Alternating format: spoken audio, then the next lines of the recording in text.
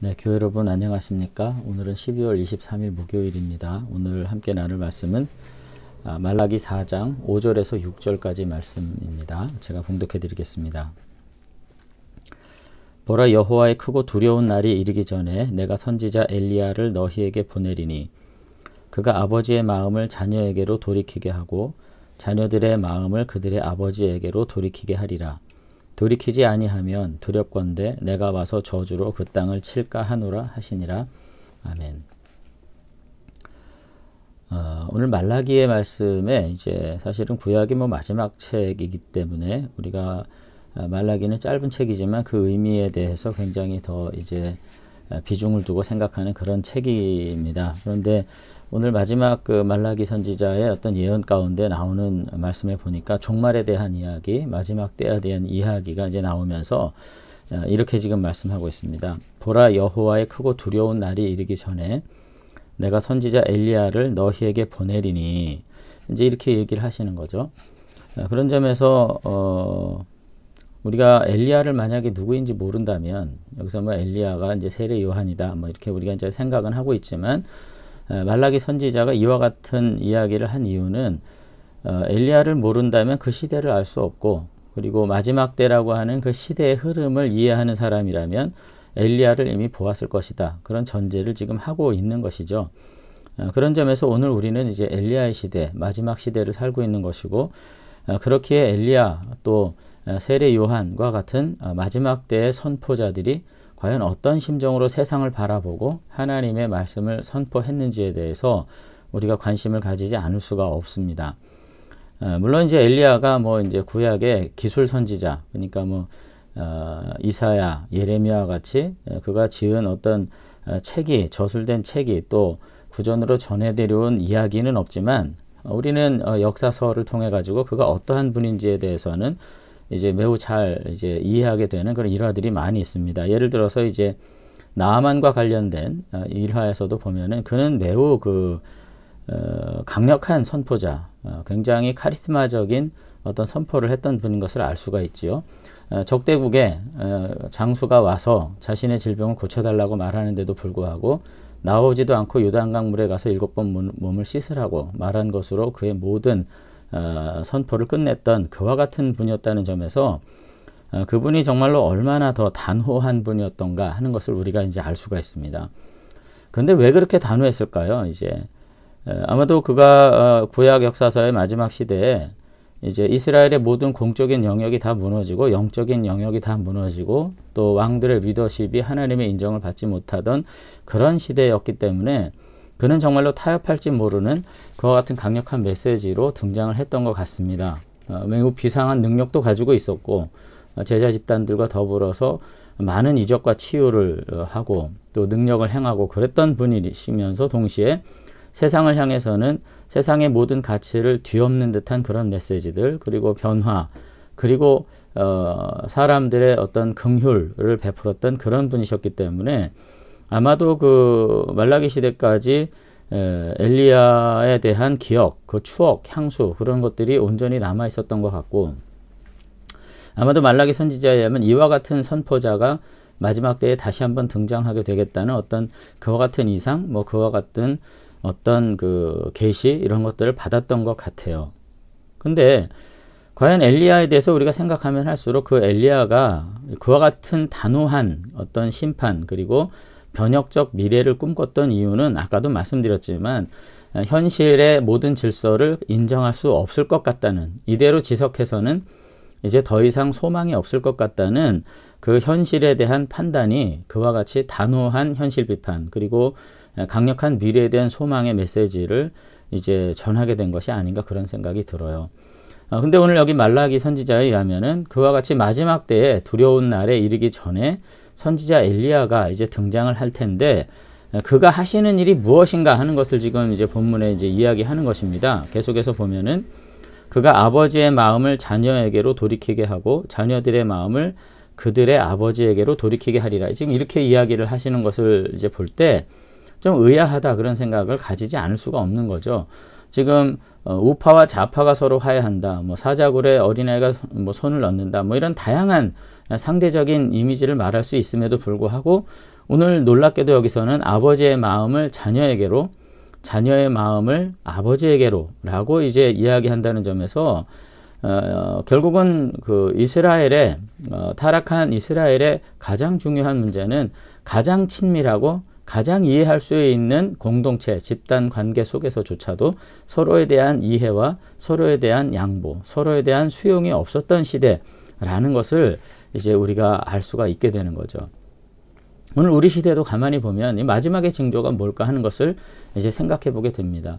애초부터 다투던 사람들이 다투는 것은 하나도 이상하지 않아요. 애초부터 서로 원수 맺었던 사람들이 계속해서 대대로 원수 맺고 살아가는 것은 하나도 이상하지 않은데 왜 우리가 살아가면서 갈수록 점점 더 우리 주변에 사람들이 없어지는 것일까?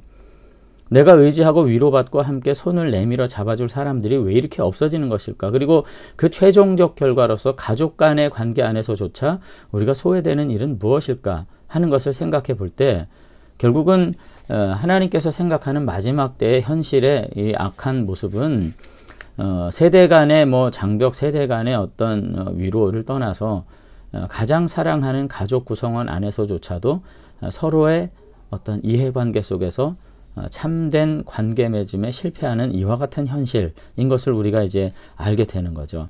그래서 그 뭐라고 계속해서 말씀하시는가 보니까 그가 아버지의 마음을 자녀에게 돌이키게 하겠고, 이게 회개를 이렇게 표현한 겁니다.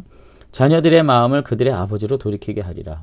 그래서 이렇게 진정한 회개를 통해서 참다운 관계를 회복하지 않으면 돌이키지 않으면 두렵건대 이렇게 내가 이제 심판하리라. 이런 말씀들이 있다는 점에서 오늘 마지막 시대에 정말 세례 요한의 메시지 안에서 또 엘리야의 메시지, 말라기의 메시지 안에서 우리들의 모습을 다시 한번 돌아볼 수 있는 그런 어떤 경건이 우리들에게 필요한 것 같다는 생각을 하게 됩니다. 오늘 우리 시대가 이제 마지막 때다 이렇게 말할 때 재앙, 무슨 천재지변, 어떤 심판적 어떤 징후 이런 것들로 구약이 이제 이해할 때는 상당히 상징적 표현들인 것이고요. 실제로는 뭘 말합니까? 폭력, 그죠? 그것도 어떤 공적인 폭력, 그리고 착취, 그리고 차별, 그리고 편견 이런 것들을 이야기하는 거죠. 갈등 이런 것들을 이야기하는 것입니다.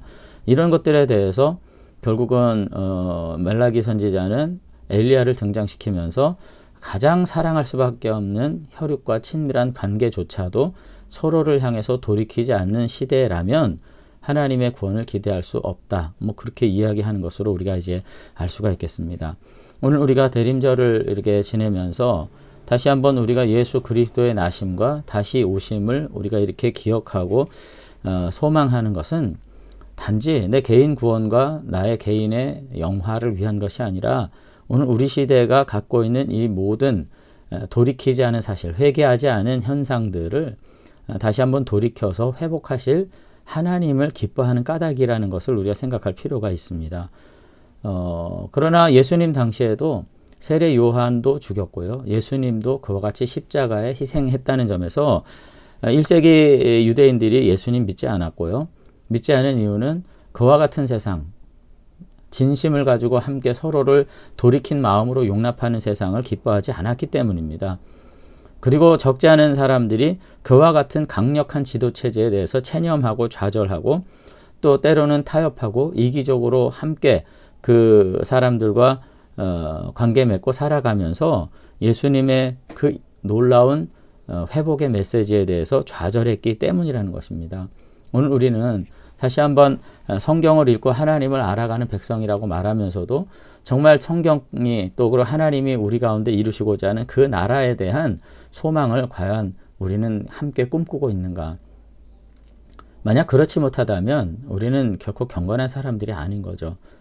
주님께서 은혜로 사랑으로 능력으로 오셔서 오늘 아버지의 마음을 자녀에게 돌이키게 하시고 자녀들의 마음을 아버지로 돌이키게 하실 것, 그와 같은 완전한 이상을 우리가 꿈꾸는 것이야말로 경건의 본질이라는 것을 생각할 수 있었으면 좋겠습니다.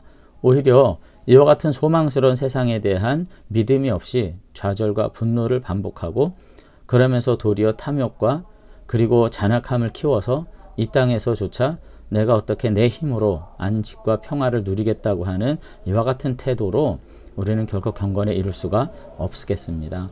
다시 한번 우리가 주님의 때를 기다리면서 주님의 나라를 기뻐하고 소망할 수 있는 참 믿음의 사람들로 우리가 한 걸음 더 나아갈 수 있으면 좋겠습니다. 그런 마음을 갖게 될 때 우리는 가정과 교회 그리고 우리가 속한 공동체 안에서 정말로 하나님의 치유와 회복이 일어나는 공동체, 거룩한 나라 이루어가게 될 수 있을 줄로 믿습니다. 비록 지금은 너무나도 부족하지만 주님께서 그 나라 이루실 것이라고 하는 소망을 가지고 다시 한번 마음으로부터 소망을 회복할 수 있는 저와 여러분들이 되시면 좋겠습니다. 한번 기도하겠습니다. 네, 하나님 아버지, 오늘 다시 한번 말라기 선지자의 메시지를 통해서 정말로 우리가 꿈꾸는 세상이 무엇이었는지 그 망각의 늪에서부터 다시금 회복해 일어나게 되는 은혜가 있게 되기를 원합니다. 정말로 아비가 자녀에게, 자녀들이 아비에게 마음을 돌이키고 회개하는 돌이킨 마음으로 함께 순전함으로 서로를 용납하는 진정한 화목한 세상, 안식과 평화의 나라가 우리 가운데 온전히 임하게 될 것을 믿습니다.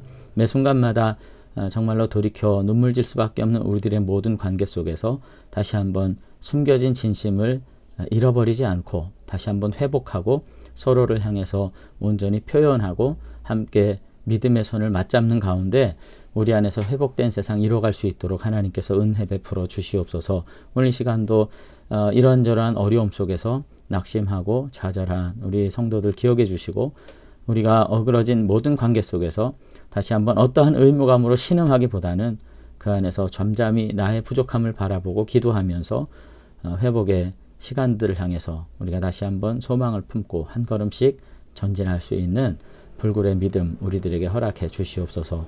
이 한 날 함께 해주실 줄로 믿사옵고 예수님 이름으로 기도드리옵나이다. 아멘. 다시 한번 말라기 선지자의 메시지를 보면서요. 주님께서 이루실 그 나라 결코 변함없는 약속인 것을 믿고 우리의 삶의 자리에서 조금씩 그 뜻을 향해서 순종해낼 수 있는 용기 회복하실 수 있게 되길 바랍니다. 감사합니다.